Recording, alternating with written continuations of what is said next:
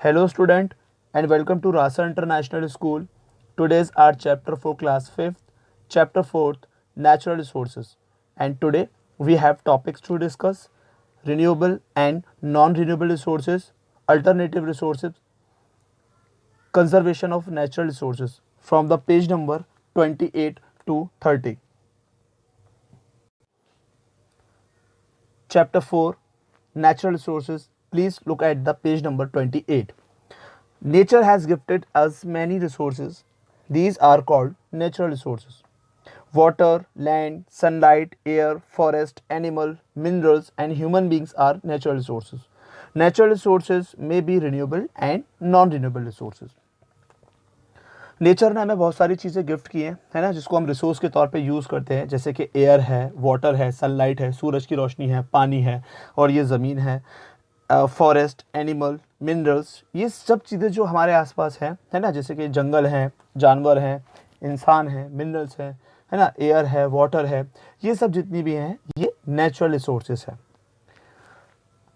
Water, land, sunlight, air, forest, animal, minerals and human beings are natural resources. Natural resources may be renewable and non-renewable. अब natural resources कैसी होती हैं? एक तो renew होने वाली होती हैं और एक non-renewables होती हैं. अब what is renewable and non-renewable resources? तो अब हम इसको समझने के लिए next topic पे चलते हैं. Renewable resources. Renewable resources are those that are inexhaustible and can be used again and again. Water, sun and wind are some example of renewable resources. Renewable resource क्या होता है? जो खुद ब खुद रिन्यू होते हैं, मतलब वो किसी ह्यूमन के एफर्ट से नहीं बनते हैं, है ना. जैसे कि सनलाइट है, वाटर है, रिवर वाटर है ना, विंड है. हमारे आसपास जो एयर है वो क्या है? वो रिन्यूएबल रिसोर्सेस है. मतलब एयर अपने आप खर्च हो रही है, अपने आप पैदा हो रही है, कोई भी ह्यूमन हवा को नहीं बना रहा है ना. और एक तरीके से वाटर, जो रिवर वाटर है, जो ग्लेशियर है, वो पिघलते हैं, नदी में पानी आता है ना, तो रिवर का वाटर भी कम होता है, अपने आप बढ़ जाता है. बारिश होती है तो ज़्यादा हो जाएगा, फिर जब सूखा पड़ेगा फिर बारिश होगी. उसी तरीके से एयर, सनलाइट क्या होता है? सूरज की रोशनी जो है वो रोज़ पड़ती है, रोज़ सूरज डूबता है, रोज़ निकलता है, तो ये अपने आप रिन्यू हो रहे हैं. Look at the picture. अब देखिए, जैसे इसमें ये सनलाइट है ना, ये रिन्यू हो रही है, अपने आप रिन्यू हो रही है ना. अब इसमें जो वाटर है, जितना भी इसमें जो वाटर आ रहा है, ये सब एक रिन्यू, अपने आप रिन्यू हो रहा है. फॉरेस्ट है, वो खुद ब खुद रिन्यू हो रहा है, अपने आप जंगल बढ़ रहा है. तो रिन्यूएबल रिसोर्सेज होते हैं ये, जो खुद ब खुद अपने आप रोज के रोज रिन्यू हो जाते हैं, उसको बोलते हैं renewable resource.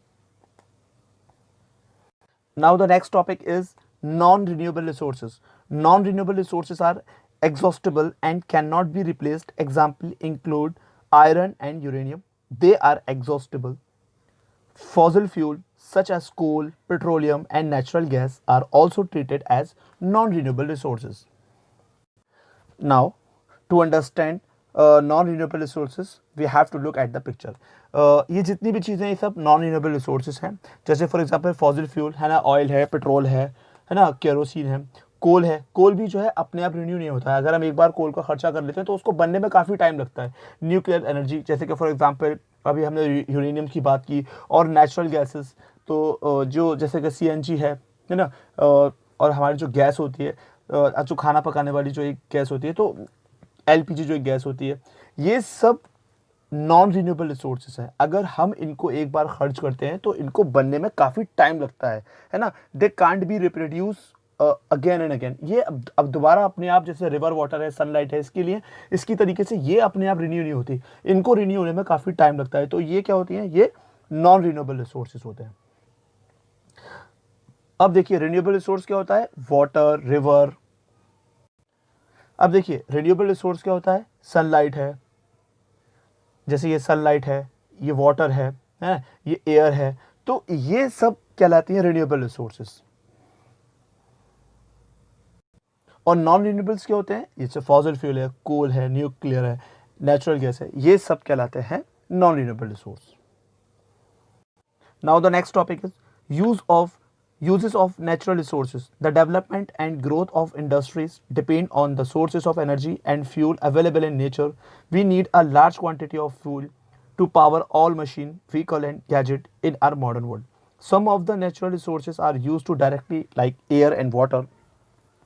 River water flowing from mountain and it is use for generating electricity. अब देखिए हम लोग नेचुरल रिसोर्सेज का यूज़ कैसे करते हैं, तो जितना भी हमारा जो डेवलपमेंट है, जो कि इंडस्ट्री है, वो जितने भी हम लोग बढ़ते हैं, जितनी भी हमारी आसपास की इंडस्ट्री है, वो किस पे डिपेंड करती है, वो सोर्स पे डिपेंड करती है। जैसे कि एनर्जी है, हमारे आसपास कितनी एनर्जी है, कितना फ्यूल है। जैसे फॉर एग्जांपल अगर हम कोई एक बड़ी फैक्ट्री लगाते हैं तो वहाँ सबसे पहले किसका यूज़ किया जाता है, पेट्रोल का, क्योंकि जितना भी ट्रांसपोर्ट का खर्चा होगा वो सब कैसे होगा। अगर हम कोई सामान एक जगह से दूसरी जगह भेजने की बात करते हैं तो क्या होता है, पेट्रोल का यूज़ होगा, है ना। लकड़ी भी चाहिए होगी हमें, आसपास थोड़ा एक खुला मैदान भी चाहिए होगा, हम लैंड को भी यूज़ करते हैं, पानी को भी यूज़ करते हैं। तो जितनी भी चीज़ें हैं हम सब जो है वो डिपेंड करते हैं नेचुरल रिसोर्स पे। तो देखिए some of the natural resources are use directly like air and water. अगर हम इसमें बात करते हैं तो लुक एट द पिक्चर। अगर हम बात करें एयर से तो हमें क्या है, ये सोलर एनर्जी हमें सूरज से मिल जाती है ना। और हम विंड एनर्जी किससे मिलाते हैं, हमें हवा से मिल जाती है। पानी को भी हम यूज़ कर लेते हैं। और दूसरा एग्जाम्पल है river water flowing from the mountain, it is use for generating electricity. तो जितना भी नदी का बहता हुआ पानी होता है उससे हम क्या करते हैं, एक हाइड्रो इलेक्ट्रिसिटी पावर प्लांट बनाते हैं। Look at the picture. अब जैसे इस तरीके से पिक्चर है, ये नदी का पानी बहता हुआ आया, ठीक है, इसे बांध के ऐसे रोका गया। जब ये ऊपर से हाइट पे नीचे गिरता है, ठीक है, तो क्या होता है, जब गिरता हुआ पानी, जब यहाँ ये पानी नीचे गिरता है तो क्या होता है, उससे यहाँ पर एक कुछ प्लांट लगाकर क्या होता है, हाइड्रो इलेक्ट्रिसिटी पावर प्लांट बनाया जाता है। तो अब वो क्या होता है, कुछ इस तरीके का प्लांट होता है, ठीक है। इसके ऊपर ये जनरेटर लगा होता है, डैम लगा होता है, यहाँ से पानी नीचे गिरता है, फिर ये टरबाइन जो है ये घूमता है। तो जैसे जैसे ये टरबाइन वाटर के प्रेशर से घूमता है तो क्या होता है, इससे इलेक्ट्रिसिटी पावर प्लांट मतलब क्रिएट होती है। तो हाइड्रो इलेक्ट्रिसिटी क्या होती है, जो पानी एक टरबाइन को घुमाता है तो उसके घूमने से क्या होता है, एक मैग्नेटिक पावर क्रिएट होती है। तो क्या होता है, उससे हाइड्रो इलेक्ट्रिसिटी पावर प्लांट होता है। तो हम कहीं ना कहीं हम क्या करते हैं, नेचर का पूरा पूरा यूज़ करते हैं। हमें अगर कोई इंडस्ट्री डालनी है, अगर हम कोई भी काम करेंगे तो we need natural resources. Now the next topic is minerals are separated from their ores before they can be used by us. Petroleum that is taken out from the earth, it is in crude form. It is can crude form. It is refined and turned into petrol, diesel and kerosene. These products are then used.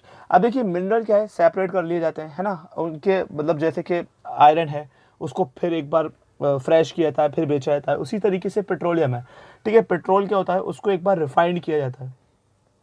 तो जब refined किया जाता है इसको, तो फिर उसमें से अलग अलग चीज़ें निकलती है, जैसे कि केरोसिन है, जैसे पेट्रोल है, केरोसिन है, डीजल है। ये सब फिल्टर करते जाते हैं। जैसे पहले पेट्रोल निकला, फिर पेट्रोल से डीजल बना, फिर और उसको थोड़ा फिल्टर किया तो केरोसिन निकल आया। तो ऐसे करते करते अलग अलग प्रोडक्ट जो है निकल आते हैं। Now look at the amazing fact.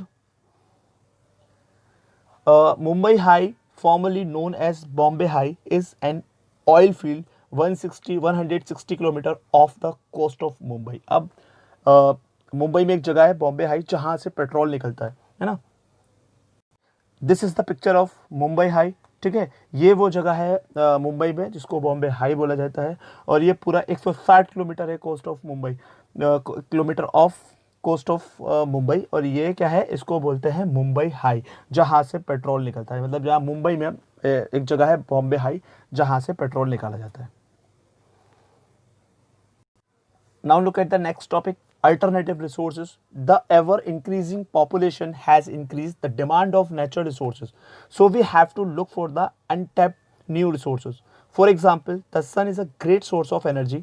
Solar energy will always be available to us. Solar energy is a being used for heating and generating electricity. अब देखिए अल्टरनेटिव रिसोर्स क्या होता है, मतलब हम किसकी जगह पर क्या यूज़ कर सकते हैं। अल्टरनेटिव का मतलब उस रिसोर्स की जगह पे हम क्या यूज़ कर सकते हैं। देखिए जैसे आज जो हम इलेक्ट्रिसिटी यूज़ करते हैं उसमें क्या होता है, काफ़ी ज़्यादा हीट पैदा होती है ना। और काफ़ी ज़्यादा पॉल्यूशन भी पैदा होता है उस इलेक्ट्रिसिटी से। अब उसकी जगह हम क्या यूज़ कर सकते हैं, उसकी जगह हम यूज़ कर सकते हैं सोलर एनर्जी। भाई सोलर पैनल लगाए और वो इलेक्ट्रिसिटी का यूज़ हो गया।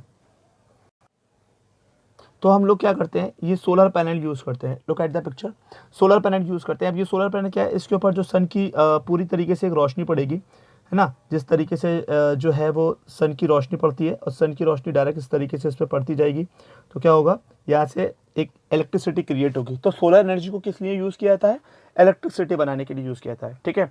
तो ये क्या होता है, एक जगह से अगर हम दूसरी एनर्जी बनाते हैं उससे बहुत सारा कूड़ा जलाया जाता है, गार्बेज जलाया जाता है, बहुत सारी चीज़ें जलती हैं, तो एक हीट पैदा होती है ना, पॉल्यूशन बनता है।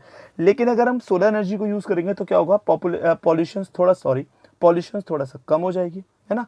और मतलब जितना भी जो धुआं है, पॉल्यूशन है, प्रदूषण है, वो कम हो जाएगा और इससे क्या होगा, एक पॉल्यूशन फ्री इलेक्ट्रिसिटी पैदा होगी।